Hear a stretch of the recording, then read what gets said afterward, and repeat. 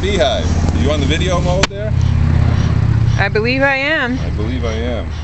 So we have some pine needles, and we're just lighting the smoker here. We're going to walk down to the bee yard and do a July 5th, 2009 inspection. You start to see the smoke coming out here now. This is just a bellows and there's a fire chamber in here, a little air chamber in the bottom. I'm just getting it going, because if you don't do it, the trick is to get a nice rolling, thick white smoke, which we'll see in a minute here. It sure smells good.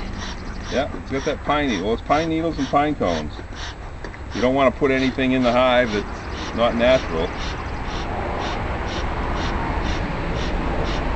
Some folks say this is the hardest part of is getting the smoker lit, but it's because if you don't get it going just enough, what you'll end up doing is it'll go out on you.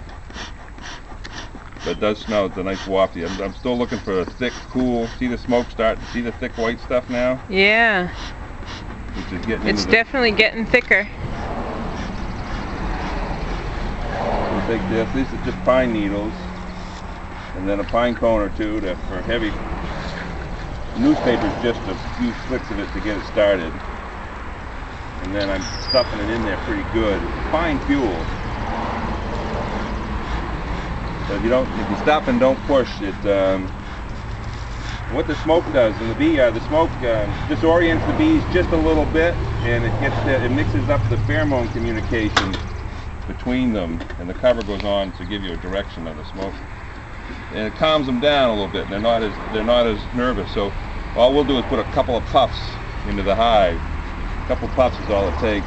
You wait a second, and it calms the bees right down. And I noticed you handle the metal, and so the metal doesn't get too hot for this will get really hot. That's what this is for. This will burn you. You know, it'll melt or burn whatever it touches. So that's why there's the screen on the top. There's an air chamber on the bottom, so the bottom doesn't get as hot. There's a little air chamber right in here.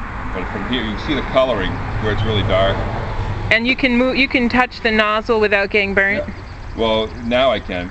And then you see the black goo in here. Yeah. This is just the resin from all the pine needles and stuff. Every now and then I clear that out.